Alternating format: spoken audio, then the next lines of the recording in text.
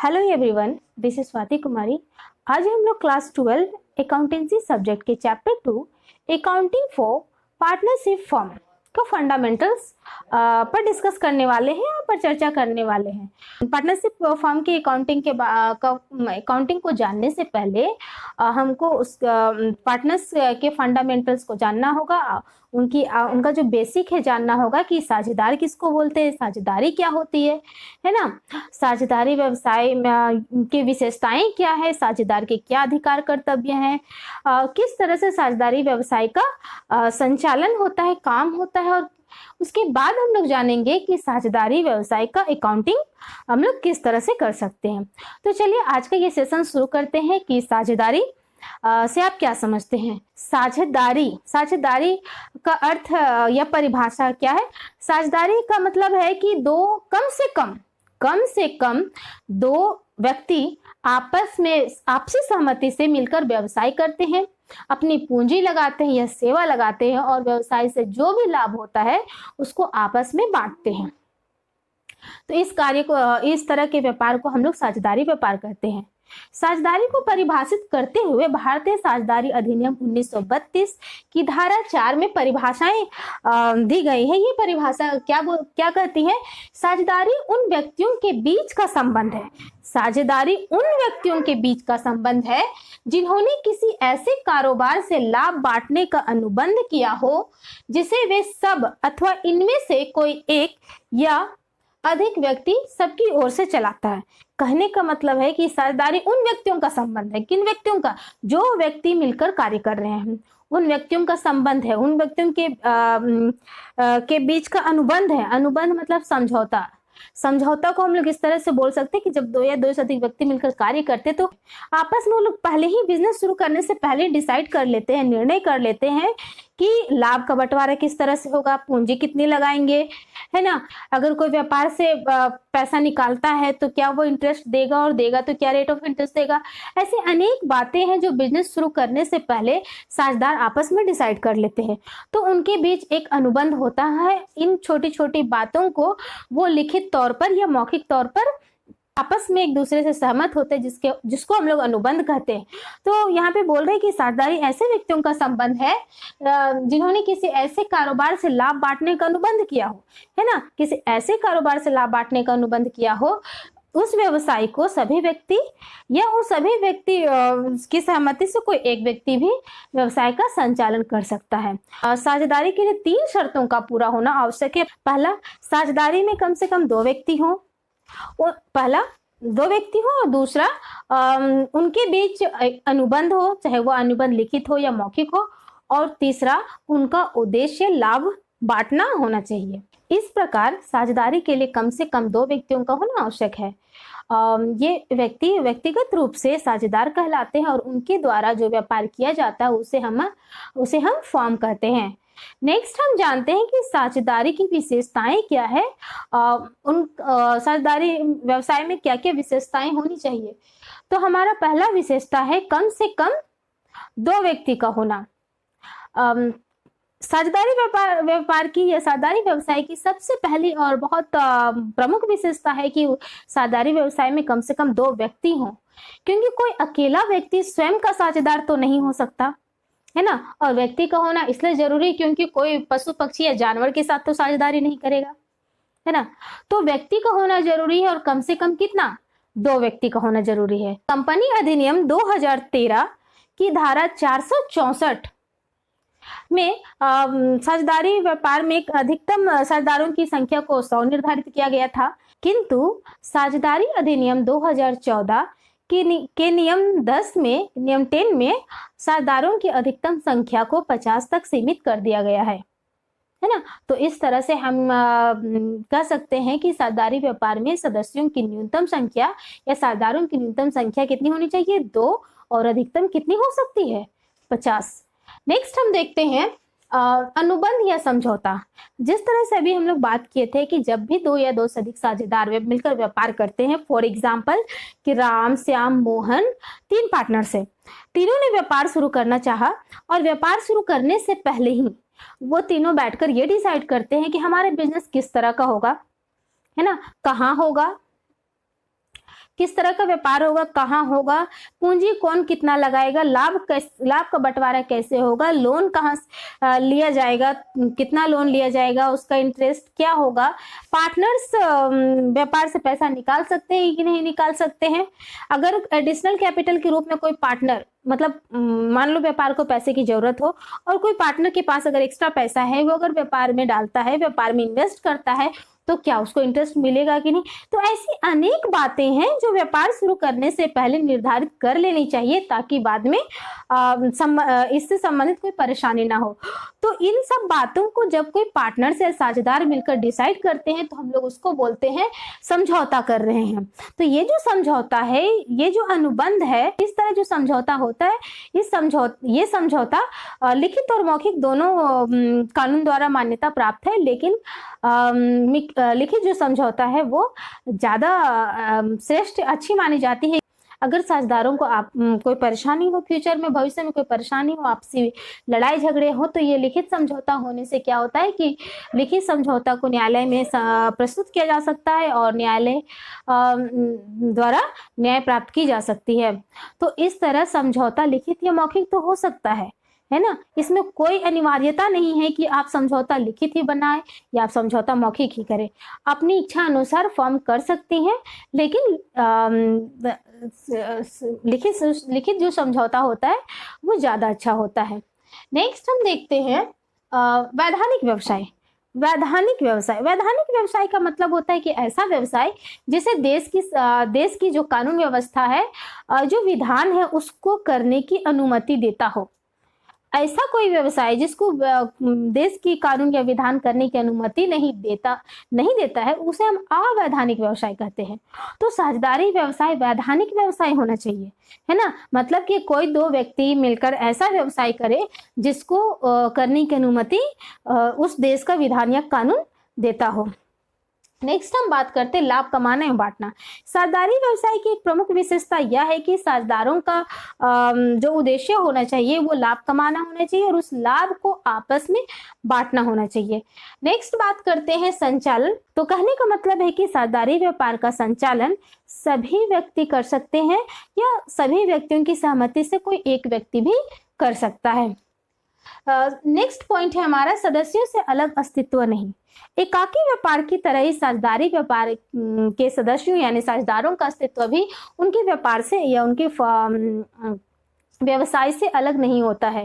कारण यह है कि व्यापार के मालिक होते हैं, वे ही पूंजी लगाते हैं, लाभ सारा होता है वे ही अर्न करते हैं, लॉस होता है वे ही सहते हैं, है ना। कंपनी की अगर हम बात करें तो कंपनी में ऐसी बात नहीं है। कंपनी और कंपनी के स्वामी दोनों का जो अस्तित्व होता है वो अलग अलग होता है। यही कारण है कि हम लोग बोलते हैं कि कंपनी ने अगर कंपनी के किसी पेपर में अगर स्टाम्प लग गया तो हम लोग बोलते हैं कि कंपनी ने सिग्नेचर कर दिया, है ना। क्यों? क्योंकि कंपनी जो होती है, कंपनियां में और उसके मालिक दोनों के बीच क्या होता है, अस्तित्व, दोनों का अस्तित्व अलग अलग होता है और उनका संचालन करने के लिए एक मैनेजमेंट कमेटी होती है और संचालन कमेटियां होती हैं और जो कंपनी का संचालन करती है। लेकिन साझेदारी व्यवसाय में ये बात नहीं है। साझेदारी व्यवसाय में साझेदारों का अस्तित्व उनके व्यवसाय से अलग नहीं है ना। नेक्स्ट है असीमित दायित्व। असीमित दायित्व का मतलब है कि एकाकी व्यापार की तरह ही साझेदारी व्यापार के सदस्यों का दायित्व भी असीमित होता है।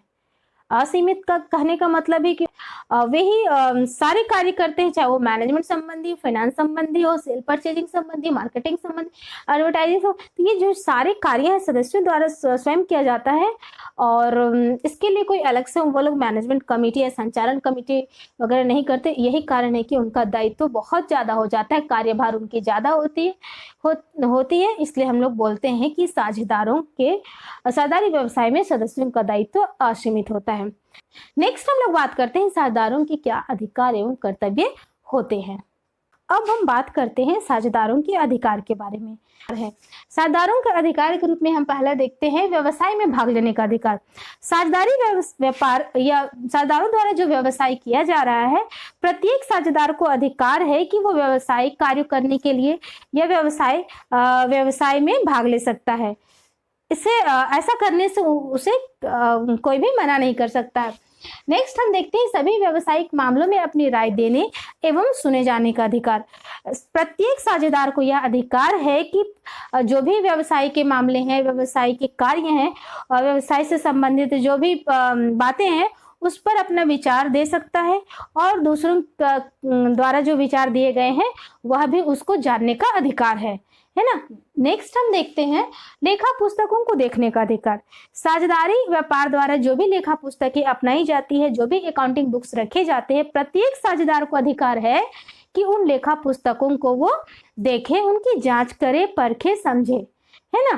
क्योंकि पूंजी तो साझेदार की भी लगी हुई है, उस साझेदार की भी लगी, तो ऐसा कोई साझेदार नहीं है कि जो दूसरे साझेदार को लेखा पुस्तक देखने से मना कर सकता है। कभी कभी ऐसा होता है कि कुछ साझेदार थोड़ा ज्यादा तेज होते हैं और कोई थोड़ा कमजोर होता है, तो उसको लोग ठगने के व्यू से, है ना, लेखा पुस्तक नहीं दिखाना चाहते हैं या नहीं दिखाते हैं, लेकिन ऐसा नहीं होना चाहिए। प्रत्येक साझेदार का अधिकार है कि वह अपने व्यवसाय से संबंधित लेखा पुस्तकों को देख सकता है। नेक्स्ट है लाभ में हिस्सा प्राप्त करने का अधिकार। प्रत्येक साझेदार को अपने साझेदारी व्यापार में जो भी लाभ होते हैं उसमें एक निश्चित हिस्सा प्राप्त करने का अधिकार है, जो उन लोगों के द्वारा पहले निर्धारित किया जा चुका है। नेक्स्ट अधिकार है अवकाश ग्रहण करने का अधिकार। इसका मतलब यह है कि कोई भी साझेदार अपनी इच्छा अनुसार उस व्यवसाय से रिटायर हो सकता है, अवकाश ग्रहण कर सकता है, छोड़कर जा सकता है अगर वो अलग होना चाहे तो, है ना। ये उसको अधिकार दिया गया है साझेदारी अधिनियम के अनुसार। नेक्स्ट हम बात करते हैं व्यवसाय से ना निकाले जाने का अधिकार। जब तक साझेदार की इच्छा ना हो, कोई भी साझेदार उस पर्टिकुलर साझेदार को उस व्यवसाय से नहीं निकाल सकता है ना। साझेदार का यह अधिकार है कि वह व्यवसाय में तब तक बना रह सकता है जब तक वह चाहे। उसे कोई भी दूसरा साझेदार उस व्यापार से, उस व्यवसाय से बाहर नहीं निकाल सकता है। नेक्स्ट हम अधिकार के रूप में देखते हैं यदि किसी साझेदार ने व्यवसाय को लोन दिया हो, ऋण दिया हो, तो उसे प्रति वर्ष 6% की दर से ब्याज प्राप्त करने का अधिकार है, चाहे इसका उल्लेख साझेदारी संलेख में किया गया हो या ना किया गया हो। हर एक स्थिति में, हर एक परिस्थिति में अगर किसी साझेदार ने व्यापार को लोन दिया है तो उस लोन पर उसको 6% प्रति वर्ष की दर से ब्याज प्राप्त करने का अधिकार है। तो इस तरह से हम लोगों ने देखा कि साझेदार के जो अधिकार हैं वो हर एक परिस्थिति में लागू होते हैं, चाहे साझेदारी संलेख में उसका उल्लेख हो या ना हो। नेक्स्ट हम बात करते हैं साझेदारों के कर्तव्यों के बारे में कि साझेदार के क्या क्या कर्तव्य हैं जो उन्हें एक अपने व्यावसायिक फर्म में पूरे करने चाहिए। साझेदारों के अधिकार जानने के बाद हम लोग जानते हैं कि साझेदार के कुछ कर्तव्य होते हैं जो प्रत्येक साझेदार को करनी चाहिए, तभी उस व्यापारिक संस्था के जो लक्ष्य उद्देश्य हैं वो सरलता से, आसानी से प्राप्त किए जा सकते हैं। तो साझेदारों के कर्तव्यों के रूप में हम देखते हैं कि साझेदार को काम करने का कर्तव्य होना चाहिए, यानी कि प्रत्येक साझेदार को अपने व्यवसाय में, अपने फर्म में काम करना चाहिए। नेक्स्ट है हानि में हिस्सा लेने का कर्तव्य। प्रत्येक साझेदार जिस तरह से व्यवसाय में अपना हिस्सा लेते हैं उनका यह भी कर्तव्य होना चाहिए कि अगर व्यवसाय को हानि हो तो उस हानि को भी वे सहर्ष स्वीकार करें। तीसरा कर्तव्य के रूप में हम देखते हैं कि प्रत्येक साझेदार को अपने अधिकार क्षेत्र में रहकर कार्य करना चाहिए, है ना। उनका जो अधिकार दिया गया है उनको उसी अधिकार क्षेत्र में रहकर कार्य करना चाहिए। अपने अधिकार से बाहर कार्य करने से क्या होगा कि व्यापारिक जो कार्यकलाप है, व्यापार जो संचालन है उसमें परेशानी होगी, है ना। तो उनका ये कर्तव्य है कि वो अपने अधिकार सीमा क्षेत्र में कार्य करें, है ना। नेक्स्ट अधिकार के रूप में हम बात करते हैं कि साझेदारों को अपने हित के हस्तांतरण नहीं करनी चाहिए। कहने का मतलब है कि कोई ऐसा व्यक्ति नहीं है कि ऐसा नहीं होना चाहिए कि कोई भी व्यक्ति अपनी जगह में किसी और को अपनी इच्छा से साझेदार बना दे और खुद स्वयं बाहर चले जाए, तो ये काम नहीं करना चाहिए। प्रत्येक साझेदार जो है वो अपने हित का हस्तांतरण नहीं कर सकता है बाकी साझेदारों की सहमति के बिना। तो उनका ये कर्तव्य होता है कि वो अपने हित कहने का मतलब है कि अगर कोई व्यक्ति, for example Ram Shyam Mohan partners है, और अगर राम चाहता है कि उसके जगह में कोई दूसरा व्यक्ति कार्य करे, दूसरा व्यक्ति साझेदार बन जाए, और जो 2 साझेदार बाकी बचे हैं उसको कोई परेशानी ना हो या उससे सहमति लेना जरूरी ना हो, तो ये गलत है। प्रत्येक साझेदार को अपने हित को बनाए रखनी चाहिए और अपने हित का हस्तांतरण नहीं करना चाहिए। नेक्स्ट हम बात करते हैं, प्रत्येक साझेदारों को एक दूसरे के प्रति वफादार होना चाहिए। अगर वफादार, ईमानदारी या आपस में विश्वास नहीं होगा तो कोई भी कार्य सफलतापूर्वक वे नहीं कर पाएंगे, क्योंकि प्रत्येक साझेदार की पूंजी व्यवसाय में लगी हुई होती है। प्रत्येक साझेदार ही लाभ को अर्जित करते हैं और हानि होने पर सहते हैं। तो ऐसा नहीं है कि साझेदारों को आपस में झगड़ा करना चाहिए, मतभेद करना चाहिए, है ना। ऐसा नहीं होना चाहिए। प्रत्येक साझेदार को एक दूसरे के प्रति सम्मान, वफादार, ईमानदारी एवं विश्वास के साथ कार्य करना चाहिए, तभी वह साझेदारी फर्म अपने लक्ष्य उद्देश्यों को प्राप्त कर पाएगा। तो इस तरह से आज हम लोगों ने देखा कि साझेदारी क्या है, साझेदारी की विशेषता क्या है, साझेदारों के अधिकार एवं कर्तव्य क्या है ना। नेक्स्ट क्लास में हम लोग बात करेंगे साझेदारी संलेख क्या है और साझेदारी संलेख में किन किन बातों को शामिल किया जाता है। उसके बाद हम लोग प्रैक्टिकल क्वेश्चन बनाना शुरू करेंगे। तो इस तरह से आज का ये सेशन हम यहीं पे समाप्त करते हैं। अगर आप लोगों को वीडियो अच्छा लगा हो तो प्लीज़ चैनल को लाइक, शेयर एंड सब्सक्राइब कीजिए, और कोई डाउट हो तो प्लीज़ कमेंट करके डाउट्स पूछिए। कोशिश करेंगे कि उस डाउट को क्लियर कर पाए, है ना।